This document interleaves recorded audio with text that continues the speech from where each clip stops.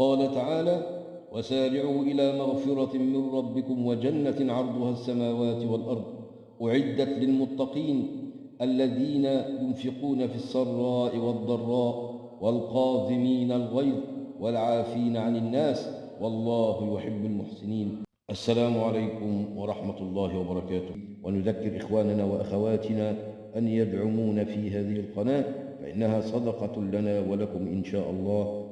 أمثلة تخالف العقيدة. انتشرت بعض الأمثلة وتدعو إلى البخل على الفقراء واليتامى والمساكين. من هذه الأمثلة قول القائل: يا مزكي حالك يبكي، أو القرش الأبيض ينفع في اليوم الأسود، اللي يصعب عليك يفقرك. القرش الأبيض ينفع في اليوم الأسود. هذا المثل فيه آفتان.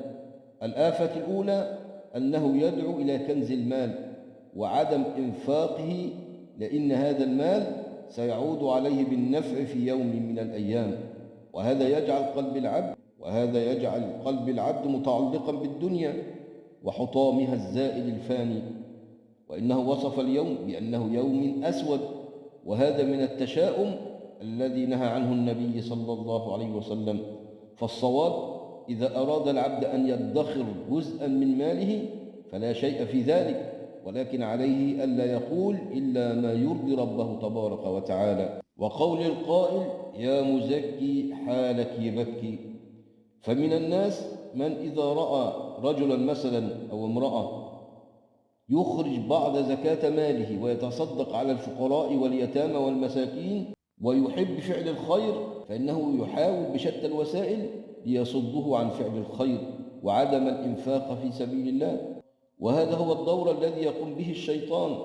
فقد قال الله تبارك وتعالى في كتابه الكريم: الشيطان يعدكم الفقر ويأمركم بالفحشاء والله يعدكم مغفرة منه وفضلا والله واسع عليم. فالصواب إن الذي يخرج زكاة ماله ويتصدق على الفقراء واليتامى والمساكين لهو أسعد الناس، لأن الله تبارك وتعالى يدخل على قلبه السعادة ويبارك له في ماله كما أدخل السعادة على الفقراء واليتامى والمساكين. أما الذي يبخل بماله ولا يخرج زكاة ماله فهذا الذي يقال له يوم القيامة: والذين يكنزون الذهب والفضة ولا ينفقونها في سبيل الله فبشرهم بعذاب أليم يوم يحمى عليها في نار جهنم فتكوى بها جباههم وجنوبهم وظهورهم هذا ما كنزتم لأنفسكم فذوقوا ما كنتم تكنزون. والسؤال هنا: لماذا اختار الله تبارك وتعالى الجبهة والجنب والظهر دون سائر الجسد؟ والجواب عن ذلك: قيل أن الفقير كان في الدنيا إذا ذهب إلى الغني ليسأله أن يعطيه مما أعطاه الله، وإذا بالغني ينظر إلى الفقير نظرة اشمئزاز ويعبث بجبهته في وجه الفقير. وإذا زاد إلحاح الفقير فإذا الغني يعطيه جنبه، فإذا ما زاد الإلحاح إذا بالغني يعطيه ظهره، فكان جزاؤه من جنس عمله يوم يحمى عليها في نار جهنم فتكوى بها جباههم وجنوبهم وظهورهم هذا ما كنزتم لأنفسكم فذوقوا ما كنتم تكنزون. فعلى المسلم إذا ما وسع الله عز وجل عليه في المال أن يخرج بعض أمواله على الفقراء واليتامى والمساكين. قال تعالى: وفي أموالهم حق معلوم للسائل والمحروم. والمال مال الله يا عبد الله. ما هي الغاية من المال أصلا؟ اسمع معي لكلام النبي صلى الله عليه وسلم. يقول سيدنا عبد الله بن الشخير رضي الله عنه وارضاه لما دخل على النبي صلى الله عليه وسلم وهو يقرأ قول الله تعالى: ألهاكم التكاثر يقول ابن آدم مالي مالي وهل لك يا ابن آدم من مالك إلا ما أكلت فأفنيت أو لبست فأبليت أو تصدقت فأبقيت. بل اسمع معي لهذا الحديث يا عبد الله الذي رواه الإمام مسلم من حديث أبي عمرو جرير بن عبد الله قال: كنا في صدر النهار عند رسول الله صلى الله عليه وسلم، أي في أول النهار، فجاء قوم عراة مجتنبي النمار أو العباءة أي يرتدون الخيش الخشن على هيئة عباءة متقلد السيوف، عامتهم بل كلهم من مضر، قبيلة يقال لها قبيلة مضر. فتمعر وجه النبي صلى الله عليه وسلم لما رأى ما بهم من الفاقة، فدخل ثم خرج، أي دخل بيته ثم خرج، فأمر بلال فأذن وأقام، فصلى ثم خطب صلى الله عليه وسلم فقال: يا أيها الناس اتقوا ربكم الذي خلقكم من نفس واحدة وخلق منها زوجها وبث منهما رجالا كثيرا ونساء واتقوا الله الذي تساءلون به والأرحام إن الله كان عليكم رقيبا. وتلا قول الله تعالى في سورة الحشر: يا أيها الذين آمنوا اتقوا الله ولتنظر نفس ما قدمت لغد واتقوا الله إن الله خبير بما تعملون. ثم قال صلى الله عليه وسلم: تصدق رجل من دينار، من درهم، من ثوب، من صاع بر، من صاع تمر، حتى قال صلى الله عليه وسلم: ولو بشق تمرة.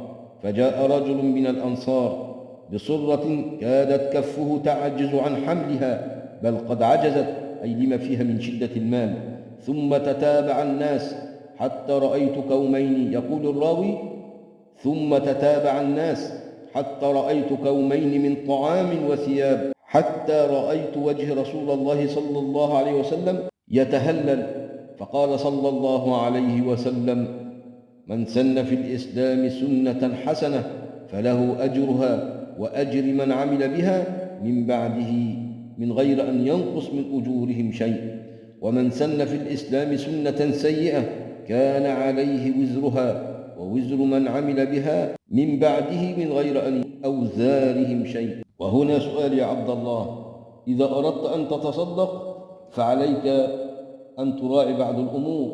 أولا إصلاح النية، ينبغي للمتصدق أن يصلح نيته، فتكون هذه الصدقة خالصة لوجه الله الكريم، وإن لم يقصد بها وجه الله لم تقبل منه هذه الصدقة.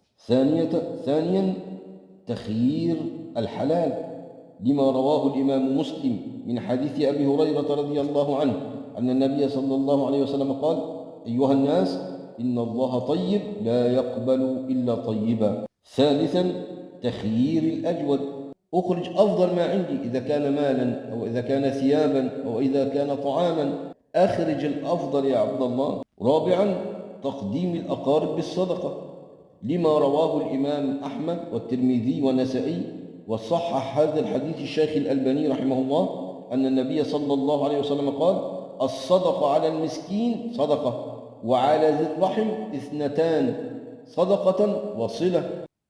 خامسا إذا أردت أن تتصدق يا عبد الله فتكون صدقة السر أفضل، لما رواه البخاري ومسلم من حديث أبي هريرة رضي الله عنه أن النبي صلى الله عليه وسلم قال: 7 يظلهم الله في ظله يوم لا ظل إلا ظله، من هؤلاء السبع الكرام: ورجل تصدق بصدقة فأخفاها عن شماله حتى لا تعلم ما تنفق يمينه. سادسا على المتصدق أن يتلطف مع الفقير وهو يعطيه، ولا يبطل صدقاته بالمن والأذى. قال تعالى: قول معروف ومغفرة خير من صدقة يتبعها أذى. سابعا من آداب الصدقة عدم المن والأذى، فما أقبح المن بعد العطية، وما أشنع الإذلال بعد الهدية. قال تعالى: يا أيها الذين آمنوا لا تبطلوا صدقاتكم بالمن والأذى. يقول الإمام الغزالي رحمه الله: والمن في القلب وهو أن يرى نفسه محسن، والأذى باللسان أنك تعير المسكين بعطيتك له، أي بهذه الصدقة. وكان الإمام سفيان الثوري رحمه الله إذا ما رأى سائل انشرح صدره ويقول: مرحبا بمن جاء يغسل ذنوبي. اللهم آت نفوسنا تقواها وزكها أنت خير من زكاها أنت وليها ومولاها. اللهم اغفر لنا ذنوبنا وإسرافنا في أمرنا وثبت أقدامنا وانصرنا على القوم الكافرين. اللهم ارحمنا برحمتك يا رب العالمين. اللهم ارزقنا قبل الموت توبة، وعند الموت شهادة، وبعد الموت جنة ونعيما يا رب العالمين. اللهم إنا نسألك باسمك الأعظم الذي إذا دعيت به أجبت وإذا سئلت به أعطيت، أن تفرج علينا وعلى المسلمين ما هم فيه، وأن تجعل لنا ولهم من كل هم فرجا ومن كل ضيق مخرجا. وآخر دعوانا أن الحمد لله رب العالمين، ونصلي ونسلم على أشرف الخلق أجمعين عليه أفضل الصلاة وأتم التسليم. ونذكر إخواننا وأخواتنا أن يدعمون في هذه القناة، فإنها صدقة لنا ولكم إن شاء الله، وجزاكم الله خيرا. والسلام عليكم ورحمة الله وبركاته.